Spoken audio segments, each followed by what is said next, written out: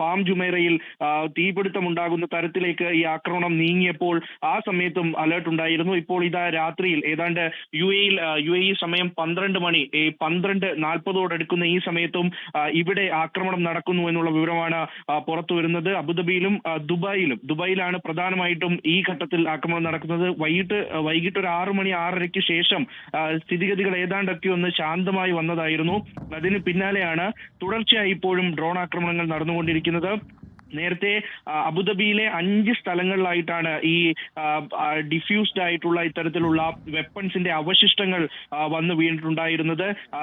അബുദാബിയിൽ അതോടൊപ്പം തന്നെ ഇപ്പോൾ ദുബായിലും അങ്ങനെയാണെങ്കിൽ സമാന സാഹചര്യത്തിലേക്കാണ് രാത്രി കടക്കാൻ പോകുന്നത്.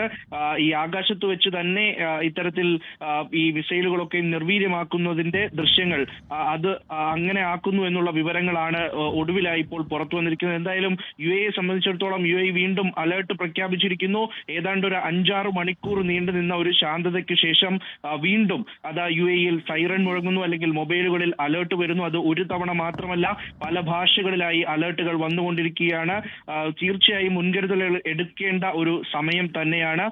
പ്രത്യേകിച്ച് ഒരു തരത്തിലും പുറത്തേക്ക് ഇറങ്ങുകയോ അല്ലെങ്കിൽ ഇത്തരത്തിൽ തുറസായ സ്ഥലങ്ങളിലോ മറ്റോ പോയി നിൽക്കാൻ പാടില്ലാത്ത ഒരു സമയം തന്നെയാണ്. ജാഗ്രതാ നിർദ്ദേശം കൃത്യമായി തന്നെ പാലിക്കണം എന്ന് അറിയിച്ചതിന് പിന്നാലെ ശേഷം അത് ഏതാണ്ട് ഒരു മണിക്കൂറോട് കടക്കുമ്പോഴാണ് വീണ്ടും ഈ അലേർട്ടുകൾ വരുന്നത്. എന്തായാലും ഒട്ടും ശുഭകരമല്ല നിലവിൽ ഇപ്പോൾ യു എയിലെ സാഹചര്യം. അത് വീണ്ടും ഒരു 6 മണിക്കൂറിനൊക്കെ ശേഷം വീണ്ടും ഒരു ടെൻഷന്റെ ഒരു സിറ്റുവേഷൻ യു എയിൽ ഉടനീളം വരുന്നുണ്ട്. പലയിടത്തു നിന്നായിട്ടും ശബ്ദങ്ങൾ കേൾക്കുന്നതായി പലരും അറിയിക്കുന്നുണ്ട്. അത്തരത്തിലുള്ള റിപ്പോർട്ടുകളൊക്കെയും പുറത്തു വരുന്നുണ്ട്. എന്തായാലും പരമാവധി ആയുധങ്ങളൊക്കെ നിർവീര്യമാക്കുകയും ഒരു തരത്തിലും അത് ജനങ്ങളുടെ സുരക്ഷയെ ബാധിക്കില്ല എന്നുള്ള ഒരു വിശദീകരണം ആവർത്തിച്ച് ഓരോ മന്ത്രാലയവും, അതായത് വിദേശകാര്യ മന്ത്രാലയം ഒപ്പം തന്നെ ആഭ്യന്തര മന്ത്രാലയവും ഒക്കെ അടിക്കടി അറിയിക്കുന്നുണ്ട്. പ്രധാനപ്പെട്ട ഭരണാധികാരികളൊക്കെ തന്നെയും യു എയെ സംബന്ധിച്ച് ഓരോ എമിറേറ്റിലെയും ഭരണാധികാരികൾ അത് ആവർത്തിച്ച് അറിയിക്കുന്നുമുണ്ട്. ദുബായ് ഒക്കെയും വളരെ ഹേർട്ട് ടച്ചിങ് ആയിട്ടുള്ള സ്വന്തം രാജ്യമായി കാണുന്ന നിങ്ങളെ ചേർത്ത് പിടിക്കുമെന്നുള്ള തരത്തിലാണ് നേരത്തെ യു എ അടക്കമുള്ളവർ പോസ്റ്റ് ചെയ്തിരുന്നത്. അപ്പോൾ ആ തരത്തിൽ ഇപ്പോൾ അലേർട്ടുകൾ കൂടി വന്നിരിക്കുന്നു. എന്തായാലും ജാഗ്രത പുലർത്തേണ്ട സമയമാണ്. വീണ്ടും അക്രമം തുടങ്ങുന്നു എന്നതിന്റെ സൂചന കൂടിയാണ്. ഒരു നിലയ്ക്കും അത് ഈ നേരത്തെ ഈ സൈനിക ക്യാമ്പുകളെ കേന്ദ്രീകരിച്ച് നടത്തിയ ആക്രമണം എന്ന് പറയുന്നത് അത് വൈകിട്ടോട് കൂടി തന്നെ യു എയിൽ അത് റെസിഡൻഷ്യൽ മേഖലയിലേക്ക് അത്തരത്തിൽ ഈ ആക്രമണത്തിന്റെ വ്യാപ്തി മാറുന്ന തരത്തിലേക്ക് പോയിരുന്നു. അതാണ് പാം ജുമൈറയിൽ കണ്ടത്. കാരണം 4 പേർക്കാണ് അവിടെ പരിക്കേറ്റത്. അപ്പോൾ അവർ ആശുപത്രിയിലുമാണ്. ആ സാഹചര്യത്തിൽ വീണ്ടും ഇത്തരത്തിലൊരു വലിയൊരു ത്രെറ്റ് ഉണ്ടാകുന്നു എന്ന ഒരു പ്രതീതി ഉണ്ടാകുകയാണ്. ഈ രാത്രി 1 മണി സമയത്തും ആ തരത്തിൽ കാര്യങ്ങൾ നീങ്ങുകയാണ്. എന്തായാലും തുടർന്നുള്ള അലേർട്ടുകളും നിർദ്ദേശങ്ങളും വളരെ പ്രധാനമാണ്, നിർബന്ധമായും പാലിക്കേണ്ടതുമാണ്. GK, എന്തായാലും 12:50 സമയം അടുക്കുകയാണ് അവിടെ. അതായത് ഈ രാത്രി യു എയെ സംബന്ധിച്ചിടത്തോളം, പറയുന്ന മിഡിൽ ഈസ്റ്റ് രാജ്യങ്ങളെ സംബന്ധിച്ചിടത്തോളം സമാധാന അന്തരീക്ഷം പുലരുന്നില്ല. അതായത് ഒരു ഇടവേള, വളരെ കുറഞ്ഞ സമയം ഇത്തരത്തിൽ ആകാശങ്ങളിൽ ഡ്രോണുകളോ മിസൈലോ ഇല്ലാത്ത ചില സമയങ്ങൾ, കുറച്ച് മണിക്കൂറുകൾ അവിടെ കഴിഞ്ഞിരുന്നു. അതോടുകൂടി നമ്മൾ കരുതിയിരുന്നത് ഇറാൻ തൽക്കാലം അവരുടെ റിറ്റാലിയേറ്ററി ഓപ്പറേഷൻസ് ഈ മിഡിൽ ഈസ്റ്റുകളിൽ അവസാനിപ്പിച്ചു എന്നാണ്. പക്ഷേ അങ്ങനെയല്ല, ഇറാൻ കാര്യമായി എന്തോ പ്ലാൻ ചെയ്യുന്നു. അതിന് പ്രധാനപ്പെട്ട കാരണം നമ്മൾ നേരത്തെ പറഞ്ഞതുപോലെ തന്നെ ഇറാനിലേക്ക് വലിയ രീതിയിൽ ഇസ്രായേൽ പ്രഹരം ഉണ്ടാകുന്നുണ്ട് അമേരിക്കൻ സഹായത്തോടെ എന്നത് വേണം. കാരണം അമേരിക്ക ഇസ്രായേലും അടങ്ങിയിരിക്കുന്നില്ല. തുടരെ ഇറാനിലേക്ക് ആക്രമണം നടത്തുന്നു. ആ ദൃശ്യങ്ങൾ ഇസ്രായേൽ അടക്കം പുറത്തുവിടുന്നു.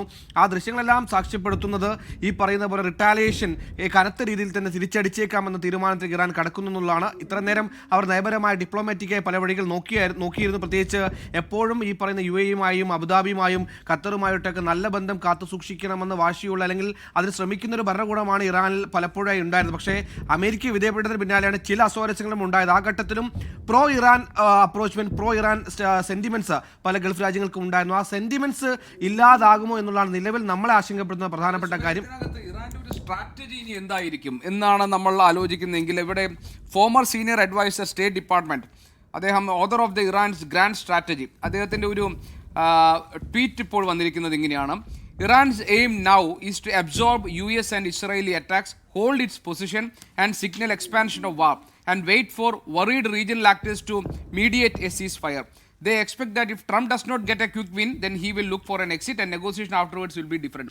അതായത് ഇറാൻ്റെ ഇപ്പോഴത്തെ സ്ട്രാറ്റജി, ഇപ്പോൾ ഗൾഫ് മേഖലയിൽ ആകെ അസ്വസ്ഥത ഉണ്ടായിരിക്കുന്ന സാഹചര്യത്തിൽ ഗൾഫ് രാജ്യങ്ങൾ ഇടപെട്ടുകൊണ്ട് ഒരു മീഡിയേഷനുള്ള ശ്രമം, അതായത് ഇറാൻ ഒട്ടും തന്നെ തോറ്റുകൊടുക്കാതെ അവരുടെ സ്ഥിതി നിലനിർത്തുക, ആ പദവി നിലനിർത്തുക. അതേസമയം തന്നെ ഈ റീജിയണൽ ആക്ടേഴ്സ്, ഈ ഗൾഫ് രാജ്യങ്ങൾ ഒരു മീഡിയേഷന് വേണ്ടി ശ്രമിക്കുമെന്നും തോൽക്കുന്നില്ല എന്നൊരു സാഹചര്യം ഉണ്ടായിക്കഴിഞ്ഞാൽ ട്രംപിന് വീണ്ടും നെഗോസിയേഷനിലേക്ക് വരേണ്ടി വരും. ഇപ്പോൾ അന്ന് 2025 ജൂണിൽ 12 ദിവസം നീണ്ടുനിന്ന ആ സംഘർഷത്തിനൊടുവിൽ എന്താണോ സംഭവിച്ചത് അതുപോലെ ഒരു നെഗോസിയേഷനിലേക്ക് വരേണ്ടി വരും എന്നതാണ് ഇറാന്റെ അനുസരിച്ചാണെങ്കിൽ ഈ പറയുന്ന ഇസ്രയേൽ അമേരിക്ക ആദ്യം ഇറാനെ അറ്റാക്ക് ചെയ്ത ഉടൻ തന്നെ വളരെ വേഗത്തിൽ തന്നെ ഈ പറയുന്ന മിഡിൽ ഈസ്റ്റ് നേഷൻസിനെ ഇറാൻ ആക്രമിച്ചത് ഒരു റിട്ടാലിയേറ്ററി ഓപ്പറേഷന് അപ്പുറത്തേക്ക് ഈ മിഡിൽ ഈസ്റ്റ് രാജ്യങ്ങളിൽ ഒരു ആശങ്ക സൃഷ്ടിച്ച് ഭയപ്പാടുണ്ടാക്കി അവർ വഴി അമേരിക്ക സമ്മർദ്ദം ചെലുത്തി ഒരു പീസ് ഡീലിലേക്കും സീസ് ഫയറിലേക്കും എത്തുക എന്ന ലക്ഷ്യമായിരുന്നു ഇറാൻ വെച്ചത്.